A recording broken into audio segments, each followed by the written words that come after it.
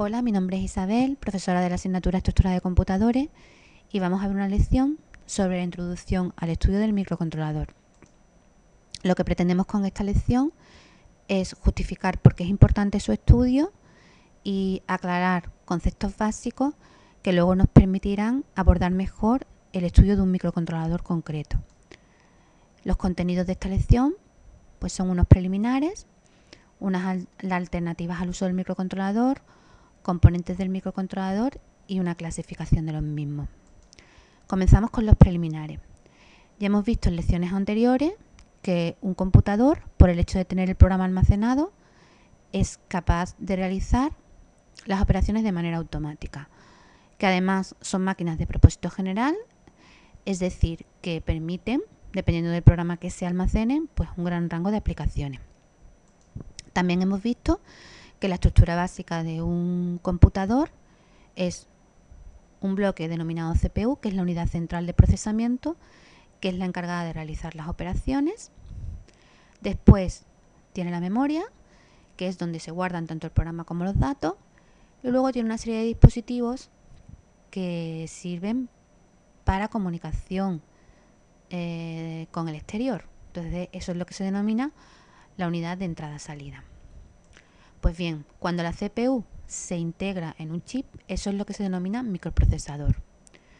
Luego nos podemos encontrar con sistemas que utilizan este microprocesador y una serie de componentes externos que deben de ser memorias y diversos periféricos de entrada-salida para crear un computador con aplicaciones, digamos, más sencillas, de propósito específico, y que a lo mejor no tienen tantos requerimientos como lo que sería un ordenador personal. Eso es lo que se denomina un microcomputador.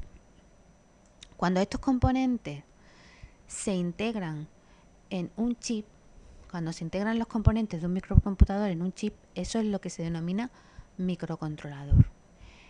El hecho de disponer de un microcontrolador hace que nos ahorremos componentes externos y conexiones. Entonces tenemos sistemas más robustos y que requieren menor consumo. En cualquier caso, cuando uno debe diseñar un sistema, puede optar por varias alternativas. Entonces aquí entramos en el punto siguiente de nuestra lección: alternativas al uso del microcontrolador. Se podría optar por hacer un diseño de un circuito digital dedicado, lo cual requeriría el uso de varios circuitos integrados, o bien se podría optar por usar un dispositivo programable que lo que nos permite es hacer el diseño de un circuito, volcarlo en un único circuito integrado. Evidentemente, cuando uno dispone de un dispositivo programable y hace un diseño específico sobre él, no está usando al 100% ese circuito integrado. Sí se usa al 100% si se hace un circuito integrado específico para esa aplicación, que es lo que se denomina un diseño ASIC. El diseño ASIC tiene menor consumo que un circuito programable, puesto que es solo de nuestra aplicación, tiene solamente los componentes de nuestra aplicación, pero tiene un mayor coste, puesto que es un diseño específico para una aplicación específica, y por tanto la tirada de ese circuito va a ser menor. Por otro lado, pues tenemos un sistema basado en microcontrolador.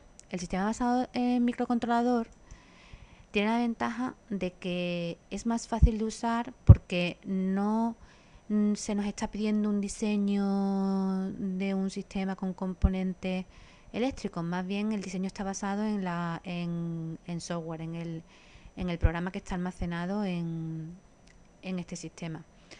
Y además, si se necesitan actualizaciones o cambios, pues también tiene mayor facilidad para esto. En cualquier caso, no se quiere decir con esto que los sistemas basados en microcontroladores sean la panacea, porque dependiendo de la aplicación habrá que optar por alguna de estas alternativas, incluso por alternativas mixtas. Vamos ahora a explicar los componentes del microcontrolador. Aquí se muestran en este esquema todos estos componentes. Como ya hemos mencionado anteriormente, todos estos componentes están integrados en un único chip, lo que hace que tengamos un chip capaz de conectarse con multitud de dispositivos sin que se requieran mucha circuitería adicional, lo cual hace que este tipo de sistema sea robusto y sea de menor consumo. Vemos en el centro la CPU, que es el corazón del sistema, que se encarga de buscar las instrucciones, de codificarlas y ejecutarlas, y que posee una unidad aritmético lógica, una serie de registros y una unidad de control, que es la que secuencia las operaciones que se están realizando en la CPU. Por otro lado, otro de los componentes del sistema es la memoria. Aquí vemos por un lado una memoria de programa, que es una memoria de solo lectura que guarda las instrucciones, y una memoria RAM que se encarga tanto de guardar los datos como tiene una zona que es de pila. Ya hemos visto en lecciones anteriores el concepto de la pila. Pues bien, como vemos, las memorias de programa y de datos están separadas porque estamos hablando de una arquitectura que se denomina Harvard. La contrapartida de esta arquitectura es la arquitectura de von Neumann, donde en la misma unidad de memoria guarda instrucciones y datos. Pero lo más habitual en los microcontroladores es que tengan arquitectura Harvard, por eso aquí se ha considerado de esta manera. Bien. El siguiente componente es el oscilador del reloj. Las instrucciones se ejecutan a determinada velocidad y esa velocidad viene dada por la frecuencia del oscilador. Este tipo de sistemas pueden tener un oscilador interno que se basa en un oscilador RC, o bien pueden tener componentes externos de tiempo, como por ejemplo un cristal de cuarzo. Dependiendo de la precisión que se requiera de la aplicación, se usará uno u otro tipo, porque el oscilador externo de cuarzo es de mayor precisión. El siguiente componente del cual vamos a hablar es del temporizador. Lo normal es que haya aplicaciones que requieran establecer determinadas funciones cada ciertos intervalos de tiempo, por ejemplo, que se visualice un dato. Pues esa sería la función que tiene el temporizador.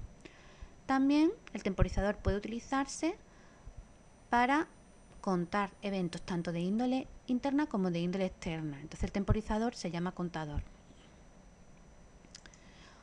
Otro temporizador del sistema es el temporizador en tiempo real, de tiempo real, que sirve para establecer fecha y hora para aquellas aplicaciones que así lo requirieran. Otro temporizador especial que tiene este sistema se llama temporizador de perro guardián, o en inglés watchdog timer. Es un temporizador que se utiliza para evitar que los fallos del software puedan ser más graves de lo que son. Y nos explicamos. El temporizador de perro guardián cuenta cada vez que pasa cierto intervalo de tiempo, incrementa una cuenta, y cuando llega a su estado máximo de la cuenta, reinicializa el microcontrolador. Lo que se suele hacer es que en un programa, cada cierto tiempo, reinicializa este contador del temporizador del perro guardián. Si es como un mensaje de estoy vivo. Si en el programa no se pasa por el punto en el cual se inicializa ese contador, al final el contador va a llegar a su estado máximo de la cuenta y se va a hacer un reset al microcontrolador. Ese reset que se hace al microcontrolador es más deseable que si el software fallara, y por tanto porque hay una inicialización, digamos, más controlada. Entonces nos evita posibles errores que pudiera acarrear el hecho de que el software falle. Bueno, y luego el sistema debe de comunicarse con el exterior, y entonces existen distintos tipos de puertos. El primero que está aquí marcado es el puerto serie, que recibe un byte del controlador y lo manda hacia afuera bit a bit. Por eso estamos hablando de comunicación serie. También hace el proceso contrario, recibe el dato bit a bit, forma un byte y lo entrega al controlador. Normalmente este tipo de puerto pues se utiliza para comunicarse con otros controladores o con un ordenador. En el caso del puerto digital, pues la información no va bit a bit, va como un byte entero. y se utiliza para conexión con dispositivos que reciben, que son de entrada digital o salida digital. Entonces aquí podemos ver ejemplos de este tipo de dispositivos. Por ejemplo, esto sería un diodo LED que trabaja, se enciende con un 1 y está apagado con un 0, un visualizador 7 segmentos, una matriz de diodo y este es un interruptor, que en este caso pues proporcionaría una entrada digital al puerto. De la misma manera, hemos dicho que también se permite conexión con dispositivos analógicos. Por ejemplo, esto sería el símbolo de un sensor. Un sensor es un dispositivo que mide una magnitud de la naturaleza y genera un voltaje analógico proporcional a la magnitud que ha medido. Entonces, lo que se hace en el microcontrolador es que existe internamente un convertidor analógico-digital que este dato lo transforma en digital para que pueda ser procesado internamente al microcontrolador. Con respecto a salida analógica, pues hay dispositivos que necesitan señal analógica de salida, por ejemplo un altavoz. Si se quiere generar sonido o música con el microcontrolador es posible porque tenemos dentro un convertidor digital analógico que me va a proporcionar este tipo de señales. O bien las señales pueden ser visualizadas en un visualizador analógico. Y por último vamos a hablar sobre las posibles clasificaciones de los microcontroladores.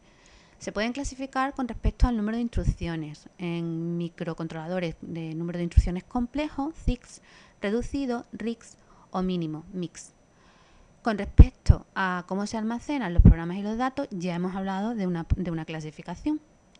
Hemos dicho que existe la arquitectura de von Neumann, donde los datos y el programa están guardados en la misma memoria, en la misma unidad de memoria, mientras que en la arquitectura Harvard el programa está almacenado en un bloque de memoria y los datos en otro. Con respecto a cómo se manipulan los datos internos de la CPU, tenemos otra clasificación que clasifica en 4 tipos. La clasificación pila, que se llama pila, son unos microcontroladores que manejan los datos directamente en la pila. O sea, las instrucciones, sus datos fuentes están en la pila y el resultado lo guardan en la pila. El tipo acumulador, pues trabaja siempre, las instrucciones siempre trabajan contra el acumulador. Es decir, los datos fuentes están guardados en el acumulador y el resultado lo guardan en el acumulador. Los tipos memoria-registro, como su propio nombre indica, pues las instrucciones manejan datos que están guardados tanto en la memoria como en registros internos a la CPU. Y el resultado se guarda en estos dos tipos de dispositivos de almacenamiento. Los tipos registro-registro, las instrucciones que procesan datos, suma, resta, multiplicación, siempre trabajan con datos almacenados en registros.